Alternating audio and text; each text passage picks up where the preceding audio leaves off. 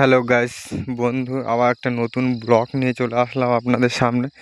দেখতেই পাচ্ছ আমরা সবাই কয়জন যাচ্ছি ওই সামনে ভেড়িতে বসবো, কিছু স্বাস্থ্যের কথা আলোচনা করা হবে। ভিডিওটি লাস্ট পর্যন্ত দেখতে থাকো, কাটবে না, স্কিপ করবে না, আর পাশে থাকবে, সাবস্ক্রাইব করবে চ্যানেলটি।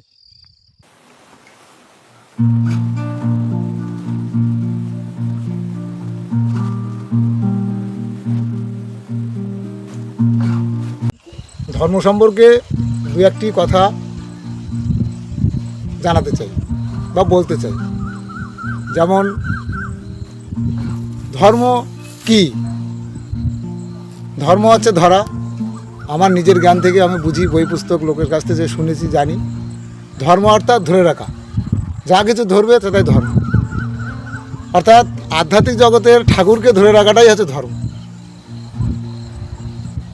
আমরা সনাতনী মানুষ, আমরা সেই সত্যযুগে ছিলেন হরি, তেতায় রাম ধনুকধারী, দাপরে কৃষ্ণ বংশীধারী, কলিতে খণ্ড অবতার, গৌরাঙ্গ থেকে হরিচাঁদ, রামকৃষ্ণ, বিভিন্ন আমাদের অষ্টবিংশ অবতার, যা পুরাণে আছে।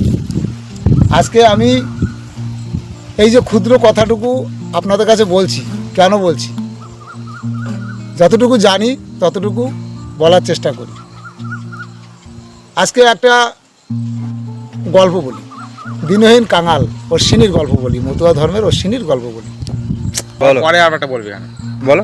যেমন অশ্বিনী গোসাই, একটা গল্পে আছে, অশ্বিনী গোসাই বাড়িতে অনুষ্ঠান দেবে, ঠাকুরের ভক্তরা অশ্বিনীর বাড়ি যে মহোৎসব করবে, প্রসাদ নেবে, সেইটুকু অশ্বিনীর ক্ষমতা ছিল না। সেই অশ্বিনী গ্রামে কালেকশন করে এনে সেই ভক্তদের সেবা দিত।